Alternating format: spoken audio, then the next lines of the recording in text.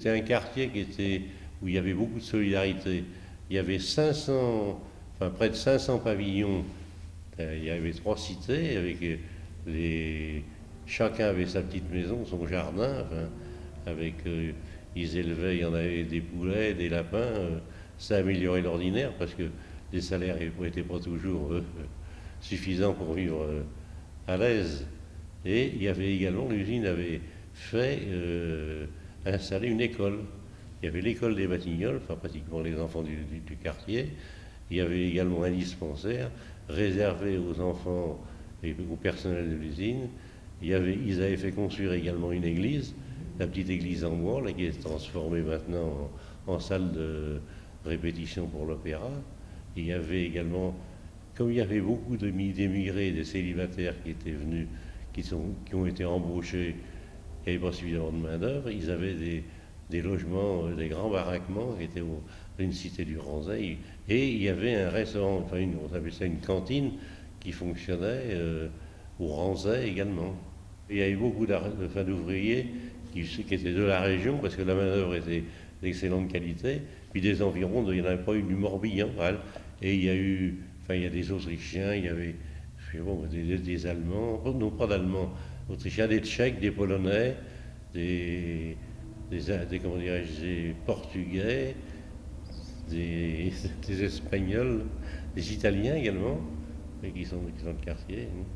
Il y avait près de 500 maisons, mais il y avait chose entre 2500 et 3000 personnes, je pense. Le gars qui quittait l'entreprise devait quitter son logement. C'était accessoire au contrat de travail. On ne les foutait pas à la porte comme ça d'office, mais il fallait qu'ils s'en aillent.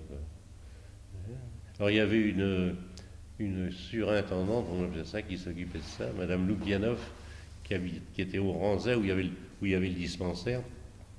C'était elle qui attribuait les maisons pour les ouvriers, en fonction parce qu'il y avait des 4 pièces, des 3 pièces et des 2 pièces. C'était des 4 pièces partagées en deux, où il y avait des couples sans enfants ou des jeunes comme ça.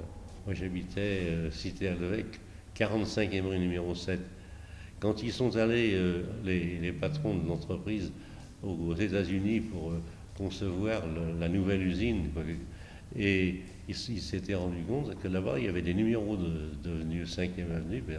Ils ont fait ça dans toutes les 3 cités, c'était des numéros de rue. Alors nous, 45e rue numéro 7, et ma femme, qui est devenue ma femme, elle habitait cité du Ranzay, 16e rue numéro 1.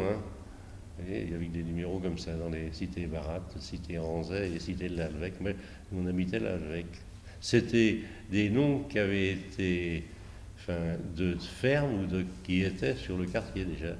La Baratte, c'est celle où on est là, et la Alvec, c'est celle qui est de l'autre côté de la route d'Alvec, puis celle qui est de l'autre côté, à proximité de l'usine, c'est celle du Ranzay. Il y avait une vraie vie sociale, syndicale, les gens se rendaient service.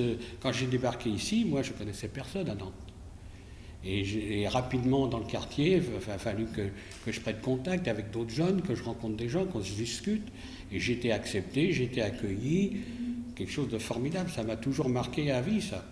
Ah ouais, c'était sympathique.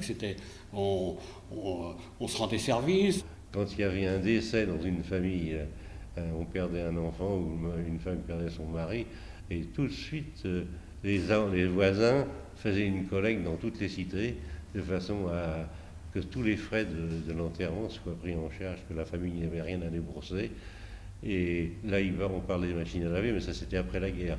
En 45, après 47-48, il y avait déjà des machines à laver.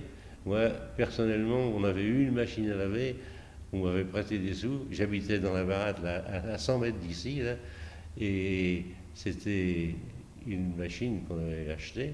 Puis total, quand ils sont venus la livrer, elle ne marchait plus. Alors ils sont allés en rechercher une autre, et elle ne marchait plus non plus. La puissance du courant électrique n'était pas suffisante. Quand l'installation des cités a été faite en 1920, les gens avaient l'éclairage, puis un fer électrique à repasser, puis un poste de radio, c'est tout ce qu'ils avaient.